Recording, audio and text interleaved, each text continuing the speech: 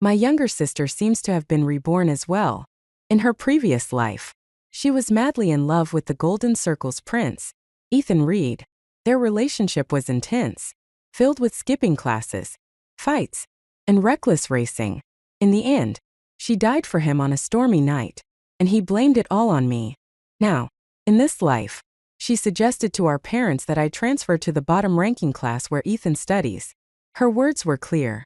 Sister, this time it's your turn to be bullied by him and have a twisted love story with him. I laughed. People may be reborn, but their brains don't necessarily reset. Even if Ethan lived 100 lives, he would never be worthy of being my opponent. In my previous life, I was lured back home by my adoptive parents, Margaret and Robert Lane. Under the guise of family obligations, they beat me to death with a bat. The image of their greedy faces fighting over inheritance stayed with me until my last breath. I had always been a nuisance to them. Once they were done using me, what purpose did I have in their eyes? My head was struck hard. The world went blurry. And then I opened my eyes to find myself in a familiar room bathed in sunlight. In front of me sat my adoptive mother Margaret and my younger sister Emily Lane. Margaret's anxious voice rang out. Emily, what's going on? Your teacher called saying you applied to transfer classes, into the bottom-ranked class. Across from me, Emily hesitated before replying. Transfer classes? Oh, right. She blinked as if suddenly realizing something, then turned to Margaret and pointed at me. Mom, the teacher must have made a mistake. I was suggesting that my sister transfer classes. There are so many underachievers in class 13. And she's always so helpful that she'd surely love to assist them. In our previous life, Emily fell for Ethan Reed at first sight and begged to transfer to class 13 just 2 months into the school year. Margaret, always indulgent of her, readily agreed. This led to 7 years of entanglement between her and Ethan, culminating in her tragic death after a drunk driving incident during a storm. As for me, I had barely any interaction with Ethan in that life. We exchanged a few words during occasional encounters after graduation, but Emily saw me as a constant threat. She was convinced that their on and off relationship was because I, as his ideal, lingered in his heart.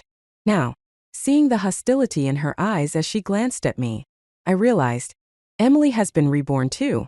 When she proposed the idea to Margaret, there was no room for discussion. Emily is right, Margaret said. I'll arrange for your transfer tomorrow.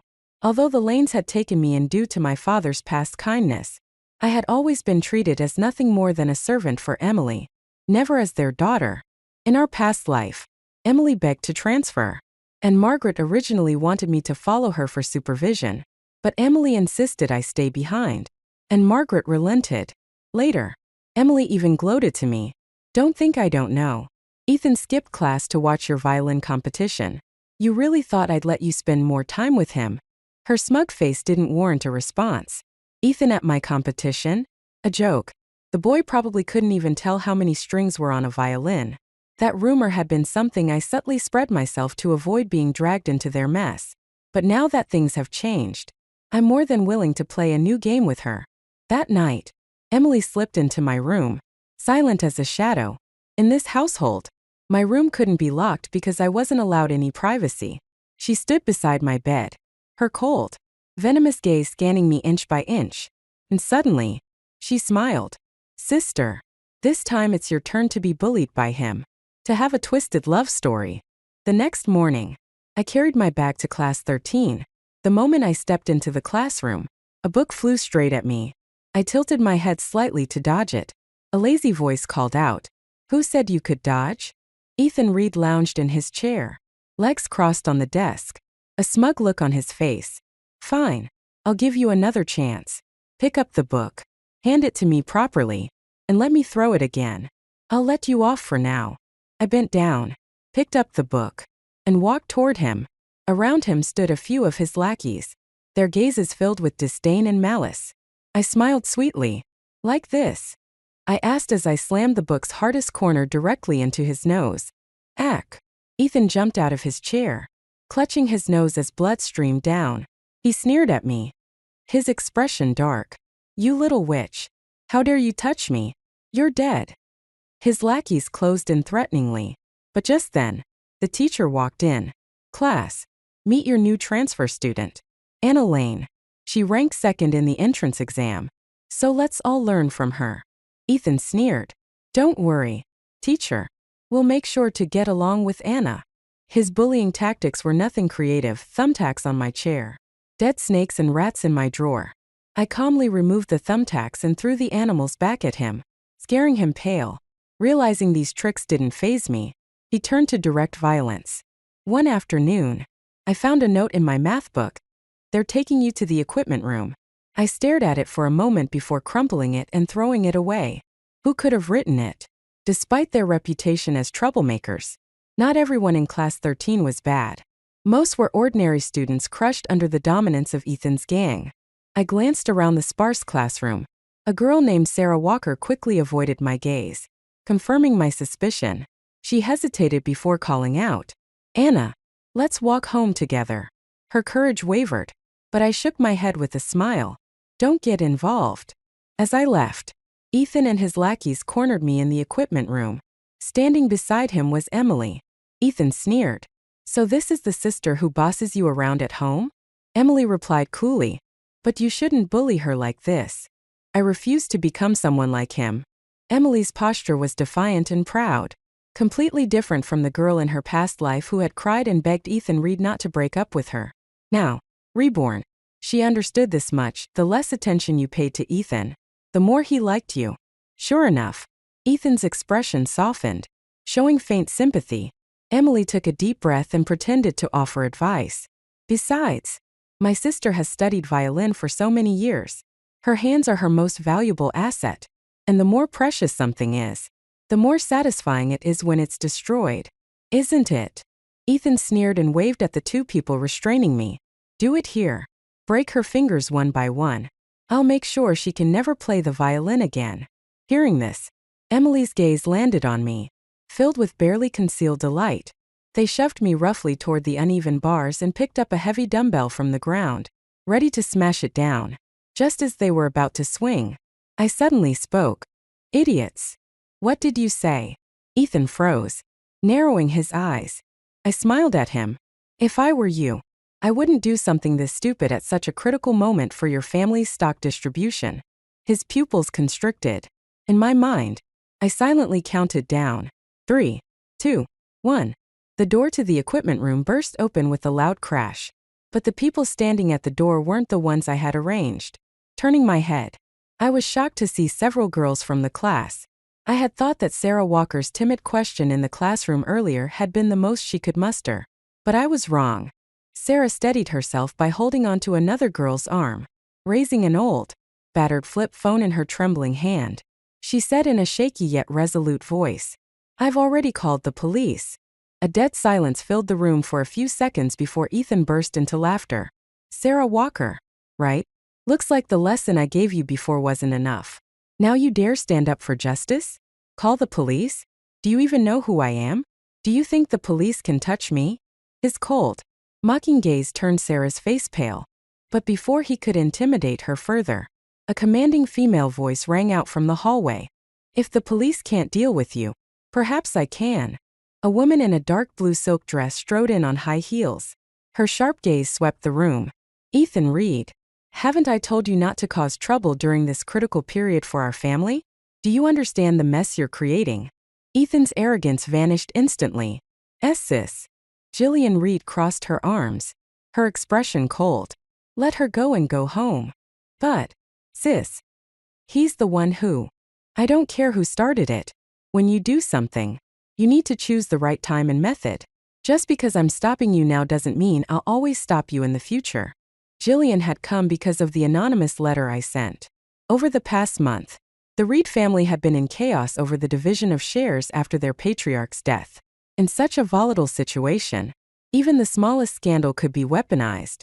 Jillian wouldn't let Ethan jeopardize their position, though she clearly resented being manipulated by me.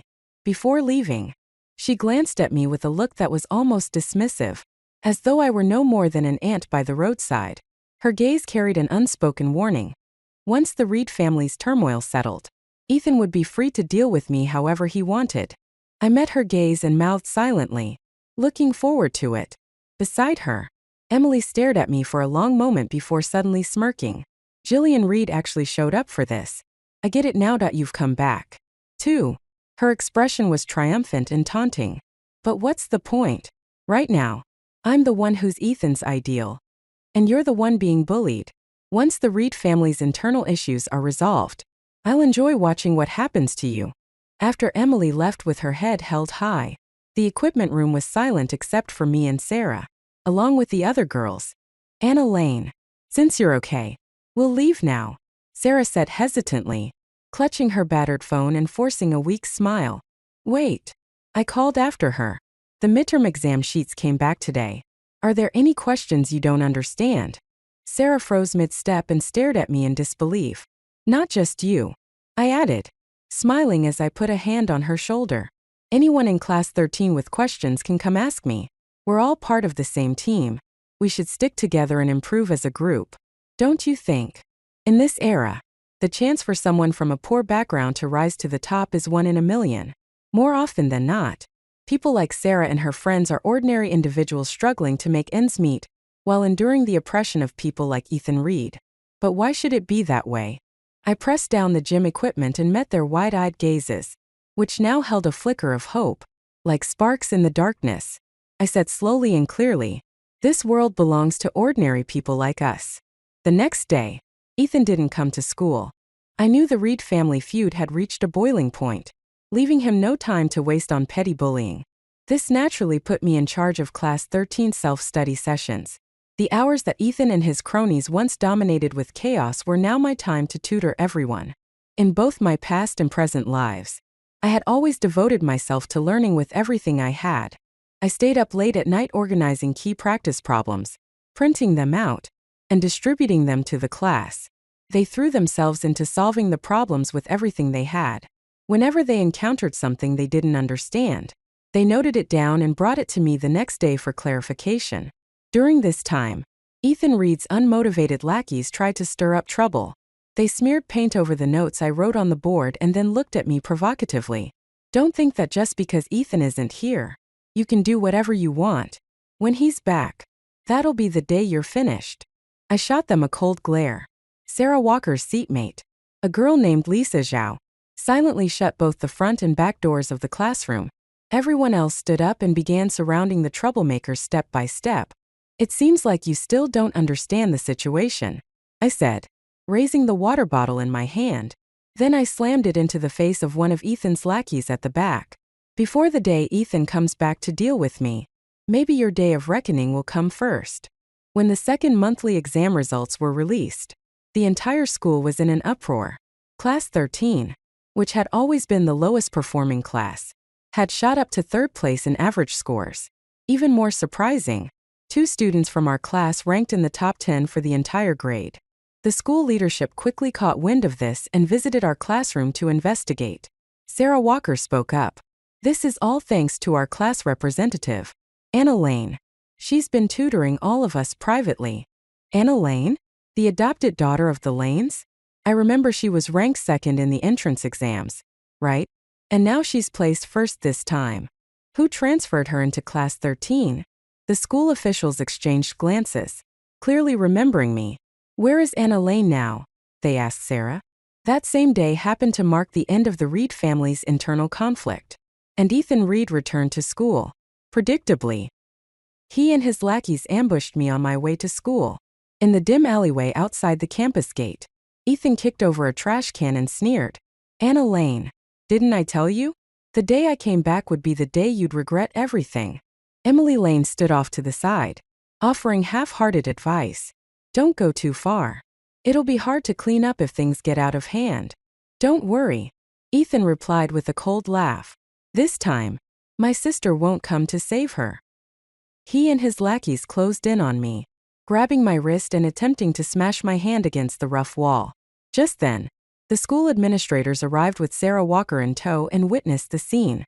The vice principal's stern voice rang out. What's going on here during school hours? Startled, Ethan's lackeys instinctively released my hand. Before Ethan could speak, I cut him off. Teacher, they said they were going to break my hand.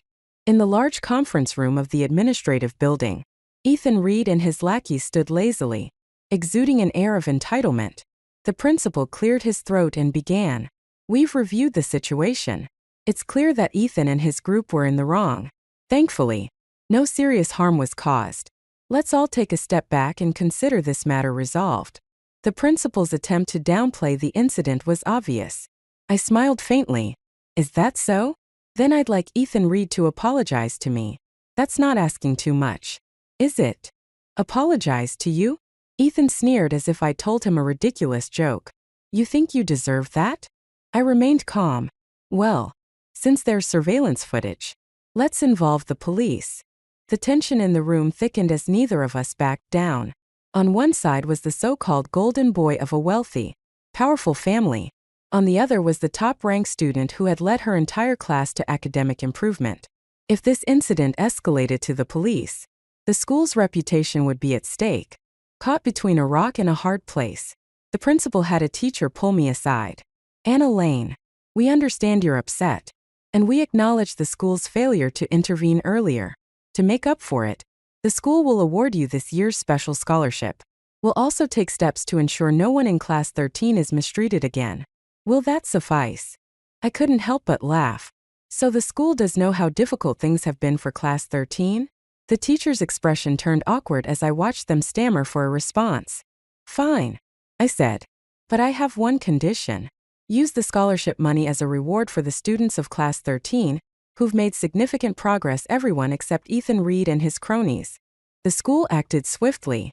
In no time, they issued scholarships to Class 13 under the guise of recognizing collective progress. When news of the awards reached the classroom, Sarah and Lisa were visibly emotional. I don't want this money, Sarah said, her eyes red. He should have apologized to you. If we'd been a moment late. Your hand. Lisa trailed off, her voice trembling. I interrupted. The timing of the exam results and honor roll announcements was no coincidence. Planned it all.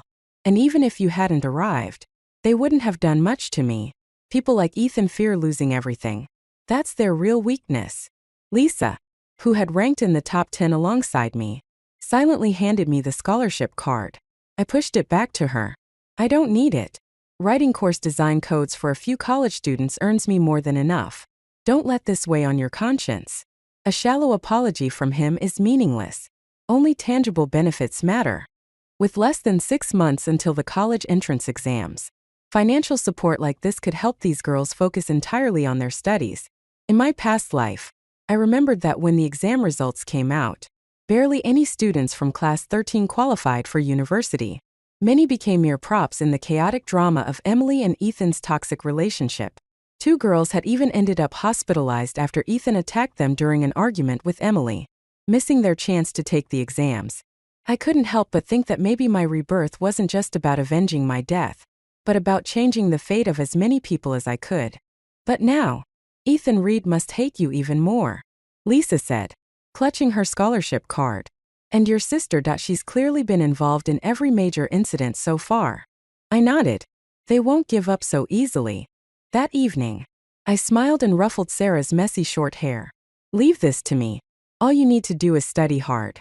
That day in the equipment room, you all saved me. Now, I want to save you. That night, I had a rare dream about my past life. After the college entrance exams, I moved out of the Lane household. I spent most of my days buried in the lab or library, seldom returning. During my second year of graduate school, I accompanied my mentor to an academic exchange event and ran into Ethan Reed. He greeted me under the guise of being a former high school classmate, while I, seeking project sponsorship, discussed the development prospects of my current project with him. The very next day, Emily Lane came crying and screaming to find me, her face twisted with hatred as she spat. You witch. How dare you be the white moonlight he can't forget? It's just your face, isn't it? Who knows what tricks you pulled to get into research? Maybe even your mentor slept with you. I bit into my sandwich without changing my expression and raised my hand. Security. 2 guards promptly arrived. This woman seems to have some mental issues. Please handle it.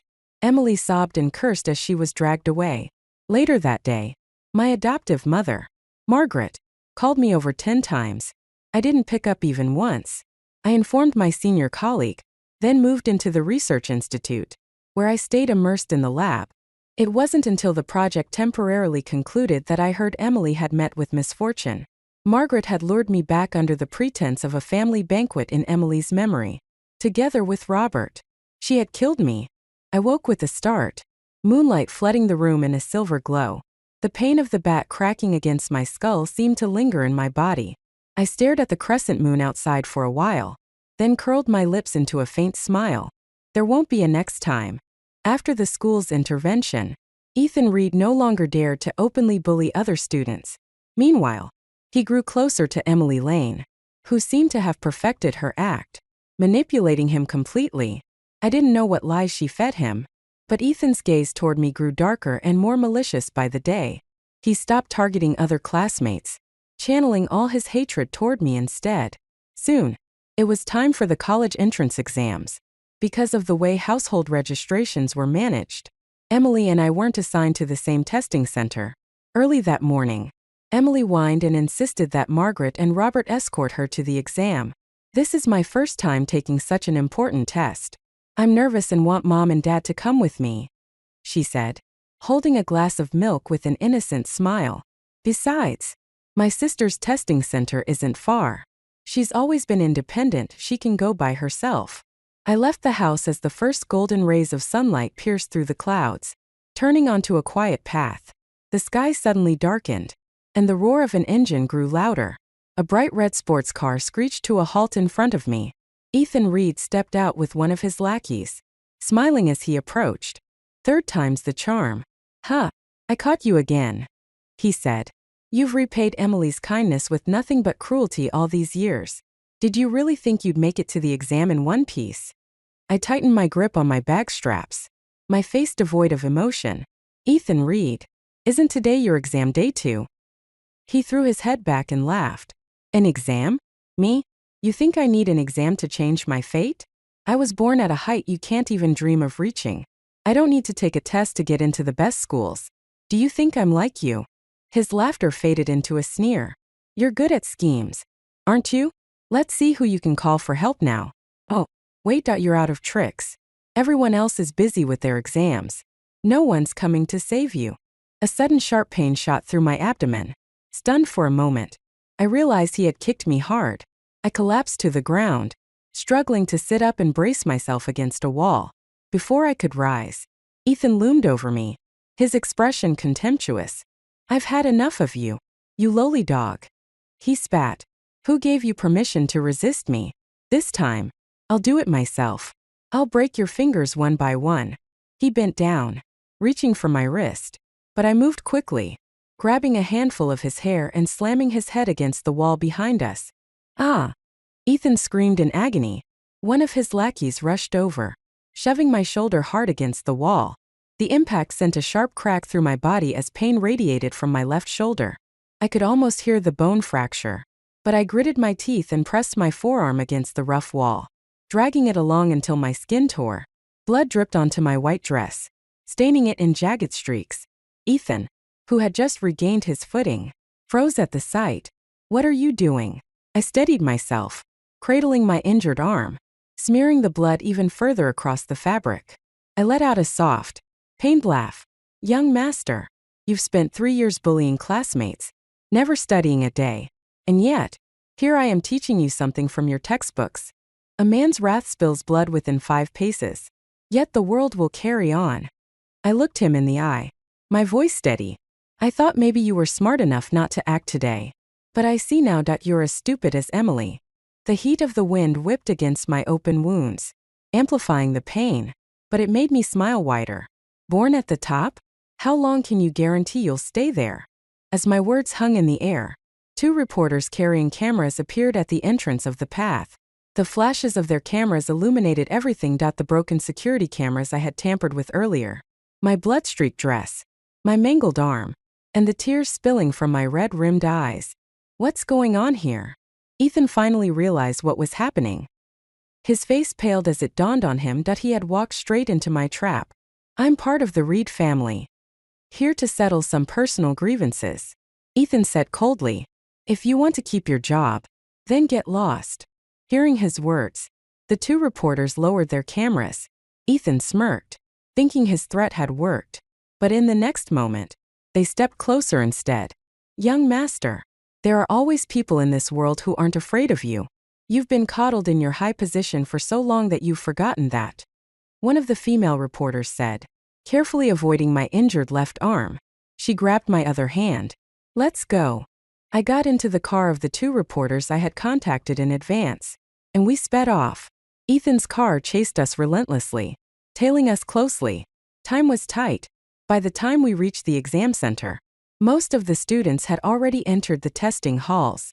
Outside the gates, parents crowded together, seeing their children off, along with several journalists who were there to capture moments of the day.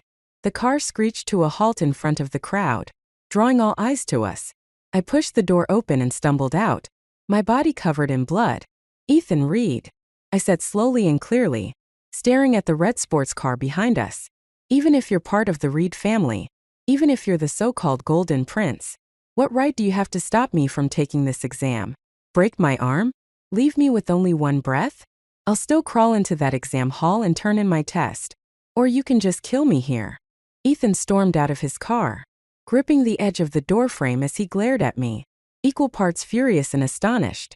In his eyes, I caught my reflection, disheveled hair, wounds covering my body, and a bloodied, tattered dress that flared out behind me like a banner in the wind. What's wrong? Afraid. I smirked, my gaze moving past him to the two police cars speeding toward us. Then I looked back at Ethan and flashed him a taunting smile. Well then, I'll be heading in to take my test. In the sweltering heat of June, I found myself sitting in a stuffy exam hall with no air conditioning. Sweat seeped into the wounds on my arm, the sting keeping my mind sharp and clear. After the first two exams of the day, I went to the hospital to have my injuries treated. Sarah Walker accompanied me, normally timid and soft-spoken. This time she didn't shed a single tear. Will it leave a scar? She asked, her voice barely above a whisper.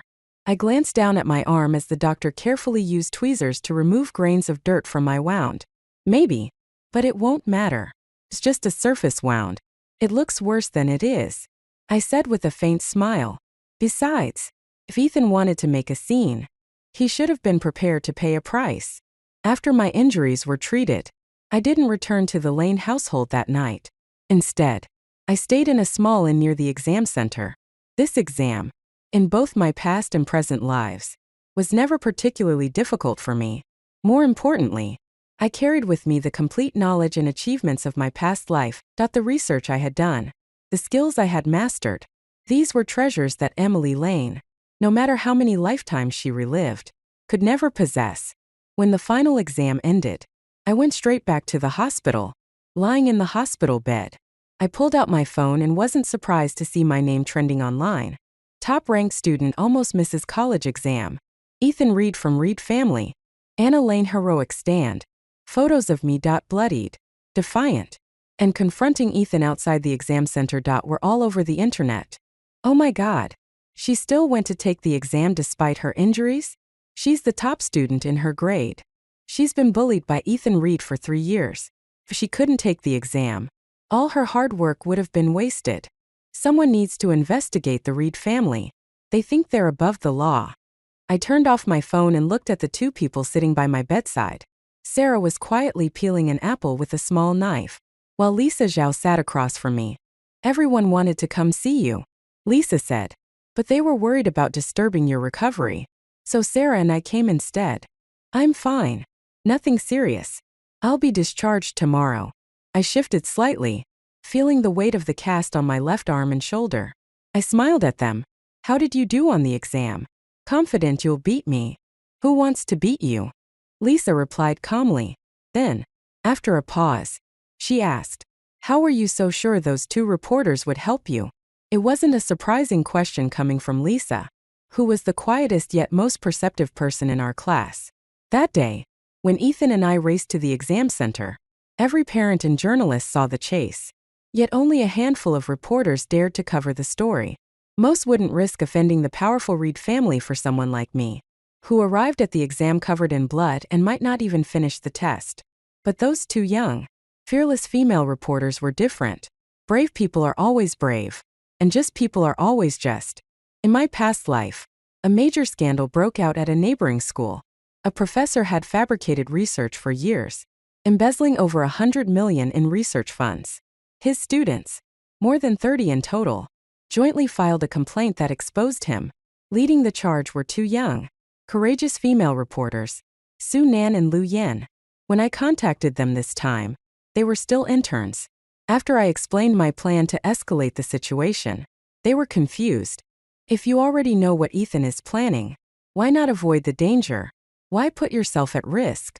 Sunan asked over the phone, her tone full of puzzlement. Because I don't want to just avoid him this one time, I replied. I glanced down at the butterfly knife in my hand, its blade glinting faintly after I finished cleaning it. A small smile played on my lips. Ethan hadn't only bullied me or my class, his cruelty extended far beyond that. If I was going to make a stand, I wanted it to be a loud one. The public outcry raged for over half a month. By the time the college entrance exam results were released, it reached a fever pitch. I had scored 20 points higher than in my previous life, earning the title of provincial top scorer. My value skyrocketed, forcing the Reed family to send someone with real influence to negotiate with me. My adoptive parents called repeatedly, demanding that I return to the Lane household. When I pushed the door open and saw Jillian Reed sitting there, I couldn't help but laugh. Miss Reed, I told you we'd meet again. Her sharp eyes flickered with irritation before her composed demeanor returned. Anna Lane, state your conditions. Conditions? What conditions? I feigned ignorance. But my adoptive father slammed the table in frustration. Stop playing dumb. Anna, take what you're offered and be done with it. It wasn't hard to guess that the Lanes had long since struck some sort of deal with the Reeds. My adoptive mother gave me a cold glare. You've been with us since you were 10. We raised you for so many years. And now you're repaying us like this. I let out a laugh, unable to hold back. You took me in because my father, a distant relative of yours, died saving your family. You didn't want the disgrace of being seen as ungrateful, so you adopted me. My father's life bought me 8 years of servitude in your home, and now you're trying to say I owe you. I lost patience and stood up, walking to my room to pack my documents and wallet. As I turned to leave, Jillian remained seated, her gaze filled with unveiled contempt. It was the kind of hatred that comes from someone in power being defied by someone beneath them. Smiling faintly, I said, Miss Reed, I imagine you already guessed before coming here that I wouldn't agree to a reconciliation. She rose, towering over me in her high heels, her aura imposing, looking down at me. Her lips curled into a frosty smile. Do you really believe that nonsense about the wrath of a commoner spilling blood in 5 paces? Do you understand the consequences of offending the Reed family? In the end, the matter concluded with the Reed family paying a significant price to suppress public opinion. To avoid further scrutiny, Ethan Reed was sent abroad for his studies, and I returned to school with all of Class 13 to accept the recognition we had earned. For the first time in history, every single student in Class 13 passed the college entrance exams. Lisa Zhao even scored 692, earning her a spot in one of the nation's top universities. The principal, red-faced with excitement, shook my hand vigorously, promising me a generous scholarship. I smiled. Principal, I assume you're aware of what happened outside the exam center. He froze, awkwardly clearing his throat. Instead of a scholarship, I continued, I'd prefer if the school committed to fair handling of issues and stricter management. At the very least, ensure that there's never another Ethan Reed who treats human lives like dirt. He nodded stiffly, offering hollow assurances. Still, I knew the Education Bureau had already begun investigating previous bullying incidents. For the next few years at least, our school would be a fairer and more just place. As I left the school, I ran into Emily Lane. Her eyes burned with an even deeper hatred than in my past life. Anna Lane, how dare you? She spat, trembling with rage. Do you think you can turn the world upside down just because you got a second chance? Offending the Reed family, you'll never know how you'll die someday. That's not your concern, I said with a calm smile that didn't reach my eyes. Or you could test the Reeds yourself and see what it'll cost to kill me. By September, I had enrolled in Tsinghua University's optoelectronics department. The residual heat of the public uproar surrounding the Reed family kept me temporarily safe and allowed me to quickly reconnect with my past life's mentor, Professor Tan. At our first meeting, I said, "Professor Tan, I'd like you to guide me for this year's World University Programming competition." He studied me for a long moment, his gaze softening behind his glasses. "You're the one who stood up to the Reeds, aren't you?" After I won the competition's gold medal without contest, I waited until we were alone to hand over my research on advanced microchips. Work that was years ahead of its time. In his quiet office, Professor Tan examined the data, his eyes sharp and questioning. "This project is classified, and you're just a first-year student. Explain yourself." "Anna." I smiled lightly. "You can think of me as exceptionally talented, or as someone who didn't drink the soup of forgetfulness before reincarnating. Verify the data and results as you wish. Investigate my background if you must. I'm simply doing everything I can because, in an era where technology advances at lightning speed, every year saved on development counts. You know better than I do how much it matters for a country to lead in any given field." I had anticipated Professor Tan's cautious nature. I knew he would investigate thoroughly, so I waited patiently. About a week later, he invited me to his home. The first question he asked echoed one Lisa Zhao had posed to me in the hospital. "How did you know those two reporters would help you?" His version, however, carried a subtle difference. "You didn't contact anyone else, did you? You went straight to them. That means you were certain from the beginning how they'd act. You didn't even go out of your way to find their contact information." Sitting in his dimly lit study, I met his gaze with calm composure. "When I was very young, my mother passed away. After my father died, I was taken in by the Lanes. For a long time, I didn't know what it was like to receive love or support from elders. Until I met my mentor in my past life. I remember working late in the lab for 3 days straight, my eyes bloodshot as I prepared a paper for publication. During a team dinner, I was mentally calculating data when my mentor suddenly tapped my head with his chopsticks. "If you're this distracted while eating, anyone would think I'm overworking you." I snapped back to reality as he tugged playfully at my cheek. "Smile more, won't you? You're so young, yet you seem even gloomier than me. An old lady." In this lifetime, Professor Tan regarded me for a long time before he spoke again. "When I'm not working on research, I occasionally read novels. Stories about time travel and reincarnation, though far-fetched, that can be surprisingly entertaining." I blinked at him. "Really? I don't read them much." He continued. "I'll arrange for someone to verify the data and organize the project's progress accordingly. As for you, once your foundational courses are complete, I'll request permission for you to join my lab early. If you have any other difficulties, feel free to let me know." Hearing this, my exhaustion seemed to vanish. I stepped forward and shook his hand earnestly. "Professor, truly, thank you." With Professor Tan's support, I quickly sold several large algorithm-based software programs I had developed, accumulating significant funds while gaining a much broader network of contacts. One company even sent me an invitation to a business gala, hoping to find some worthwhile opportunities. I attended, only to run into Emily Lane. She wore a snow-white gown adorned with a pearl necklace, trailing gracefully behind Gillian Reed. Together, they basked in the spotlight, surrounded by admiration. In my previous life, Emily's relationship with Ethan Reed had been staunchly opposed by the Reed family. Gillian, in particular, had publicly expressed disdain, declaring the Reeds would never accept someone from such a lowly background. But this time, it seemed Emily had successfully integrated into their family. I let out a derisive laugh, handed my business card to a potential contact, and turned to leave. But Emily called out to me, "Anna Lane." I stopped and turned, surprised to see she had left Gillian's side and was now standing before me, holding a wine glass and wearing an innocent expression. "Why hold grudges between sisters?" she said sweetly.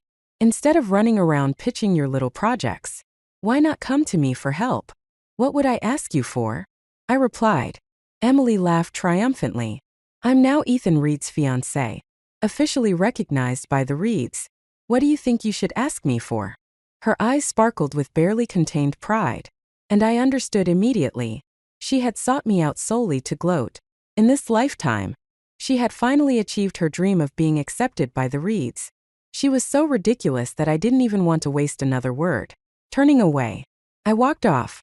Behind me, she shouted angrily, "You think you can stay smug forever? The storm from before is long over. Once Ethan returns, no one will protect you. Anna Lane, I'll enjoy watching you die." I met Ethan Reed again 3 years later at an industry conference I attended with Lisa Zhao. The chaos surrounding the college entrance exams had long passed. As Lisa and I wandered the vast exhibition hall, sunlight filtered through the skylights above. Turning to me, Lisa said, "Sarah called this morning. Her interview went well, and she starts her internship next week. Everyone's so grateful for how you tutored us that year, helping us all pass the college entrance exam. And now, you're even using your connections to secure internships for us." He paused, watching me as I adjusted a robotic arm. His voice dropped. "Sometimes, feels like a dream. That night, I dreamed it wasn't you who transferred into class 13.it was your sister." She didn't resist Ethan Reed's bullying. Instead, she fell in love with him. Before the college entrance exams, they had a fight. I turned away silently, patting his hand to stop him from continuing. "Try the adjustments I made," I said. Lisa fell silent, focusing on the robotic arm and smoothly typing a string of code into a nearby console. "Don't dwell on it," I said softly. "You said it yourself. That was just a dream. This is reality. Besides, I didn't pull strings for free. I expect you all to help me with something. Tell everyone this is a fair trade, not something you owe me." Lisa stared at me, his expression conflicted, though usually reserved. He seemed unable to find the words he wanted to say. Just as I was about to tell him it was time to leave, a voice called out behind me, "Anna Lane." I froze, then turned to see Ethan Reed standing not far away, his sharp gaze locking onto mine. After 3 years abroad, he seemed more composed, his malice carefully concealed. He greeted me with a faint smile. "Long time no see." "Well, if it isn't Ethan Reed." I smiled back. 3 years and you're still alive? I thought you died in a shootout by now." His expression didn't falter, though the sharpness in his eyes deepened. "You should be glad this is just within our country. Otherwise, I could have killed you and called it self-defense." It seemed he thought his words carried a weighty threat. Just then, the robotic arm beside me turned counterclockwise and smacked the back of his head.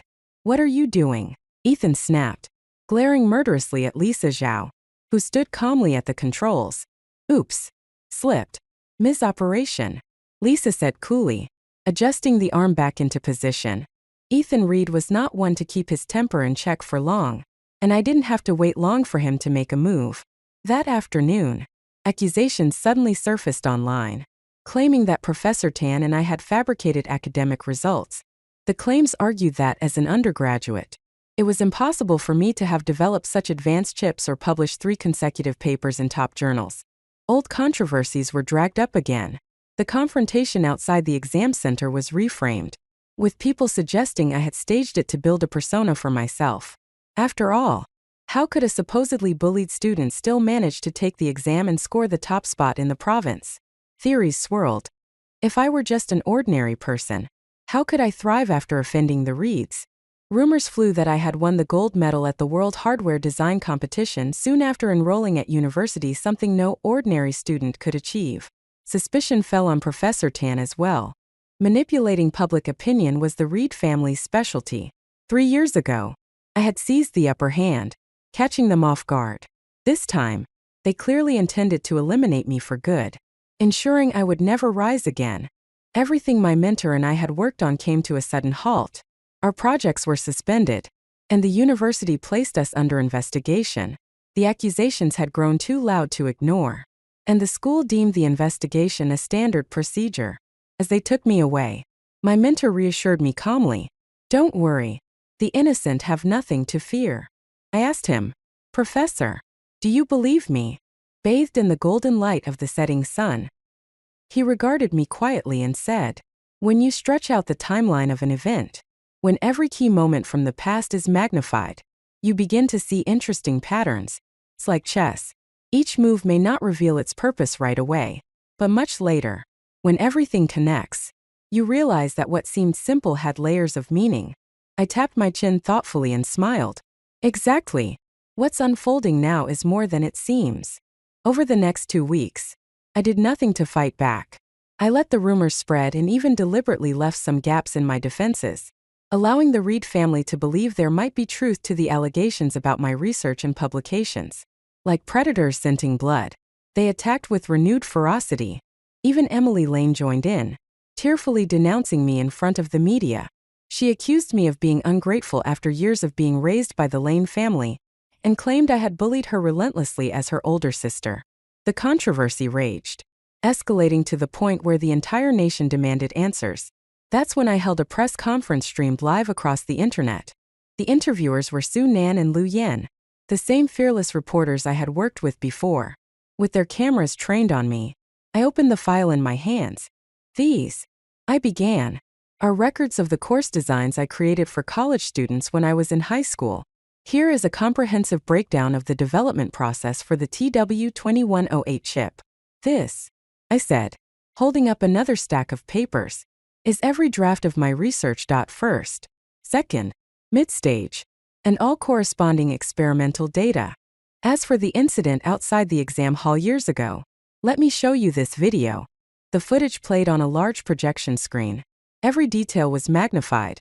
The vandalized surveillance camera at the street corner, my bloody dress, my mangled arm, my tear-streaked face, and Ethan Reed's menacing expression as he snarled, "I'm from the Reed family. I'm here to settle a personal score. If you want to keep working in this industry, get lost." The screen went black with a sharp crack.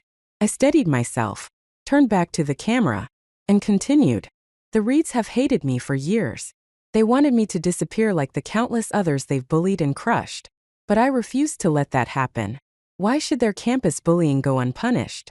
Why should their lies and slander be taken as truth? This world doesn't belong to the Reeds. It belongs to all of us. Justice will prevail. I paused, then said firmly, I am formally reporting the Reed family for intentional homicide, unethical business practices, and market monopoly.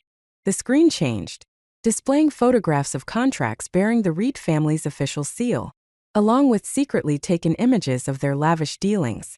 The photos revealed Ethan Reed and Jillian Reed meeting with powerful figures both domestically and abroad. Before I could present all the evidence, the live stream was abruptly cut off.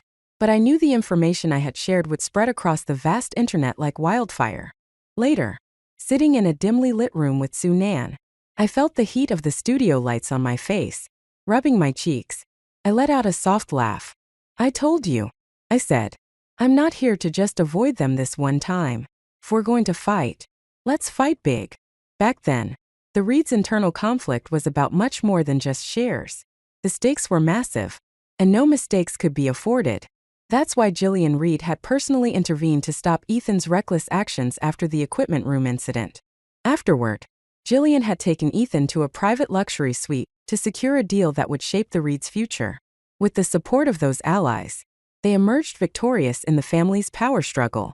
Later, the college entrance exam scandal gave Jillian an excuse to send Ethan abroad under the guise of laying low. In reality, it allowed them to build stronger connections for future collaborations. Now that Ethan was back, everything was in place. Their plan was simple: ruin me, take over my projects, and hand the results to their prearranged partners. When I asked my mentor if he believed me, he had hesitated only briefly before asking, "What do you need me to do?" I handed him a list. 2 lifetimes' worth of experience had given me not only clarity about my adversaries, but also insight into the questions that had haunted me in my previous life. Using the money from selling my software, I infiltrated companies connected to the Reed family, placing my former classmates from Class 13 in internships. Through their work in marketing and business, they managed to gather useful information. Photos, documents, and connections. The Reeds, sensing danger, tried to suppress the growing storm, but they had lit the match themselves. There was no way I'd let them extinguish it. The day Jillian and Ethan Reed were taken in for investigation was a rainy, overcast one. The Lane family, deeply tied to the Reeds through business and even marriage, wasn't spared either. My adoptive parents, who had adored Emily to the point of obsession, took the fall for everything. Knowing they couldn't escape, They claimed full responsibility to protect her, ensuring she walked away with her life. But nothing else. That afternoon, I stepped out of the research institute, umbrella in hand, only to be tackled by a familiar figure. I narrowly dodged and turned to see the face of the person who had rushed at me, Emily Lane. She sat on the rain-soaked ground, glaring up at me with resentment. "How is it fair?" she demanded bitterly. "How is it that you, Anna Lane, became his irreplaceable white moonlight without doing anything? I've worked so hard and become the same for him. But why did you destroy him? Why did you ruin the entire Reed family? Anna Lane, you wretch. Why wasn't it you who died?" A sharp slap echoed as I struck her across the face. Dropping my umbrella, I grabbed her chin, forcing her to look at me. "Because it was never supposed to be me who died," I said slowly and firmly. "Was it me who ruined the Lane family? They brought this upon themselves with their murders, arson, treason, and betrayal of our country. Golden Prince? That outdated title belongs in the graveyard of feudal relics." I leaned closer, staring into her rain-drenched eyes. "Don't you understand yet? Emily, you're a fool. Your vision is too narrow, too short-sighted. Do you realize how much can be achieved in a second lifetime? You can save an entire class's future. You can push critical national technologies 5 years ahead of the world.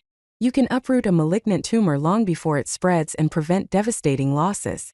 If you aim high enough, you can change the world itself. And yet, all you've ever wanted is to be the object of one man's love. That's not just foolish. It's beyond redemption." She stared up at me, stunned, as the rain poured harder, washing over us and blurring the world around us. After a moment, she suddenly burst into uncontrollable sobs. After the Reed siblings were sentenced to death, it was reported that they had desperately sought ways to escape their fate. Remarkably, Ethan Reed managed to find help. On the way to the execution site, he staged a prison break. The police pursued him all the way to the docks, where Ethan was shot over 20 times by the shore. He died on the spot. My adoptive parents, Margaret and Robert Lane, were sentenced to 20 years in prison. When the news broke, Emily Lane committed suicide. Perhaps she saw no way out, no chance of ever recovering her standing. Or maybe she clung to the desperate hope of being reborn again. Who knows? I shut down my computer and walked to the window, washing my hands at the nearby sink. Through the glass, I could see Sarah Walker and Lisa Zhao standing outside the research institute, waving at me with the rest of the Class 13 group. Turning away, I looked at my mentor. "Professor, I'd like to take the evening off. We have a group activity." He raised an eyebrow. "You say that like I never let you join social events. Go ahead. Then, don't be a workaholic cooped up in the lab all the time. You're too young for that." I waved goodbye to him and headed downstairs. The elevator doors opened to reveal the spacious first-floor lobby, bathed in the fiery red glow of the setting sun. The light stretched out, unrestrained, illuminating everything. Ahead of me, my friends were waiting. The path before me was bright, clear, and full of promise.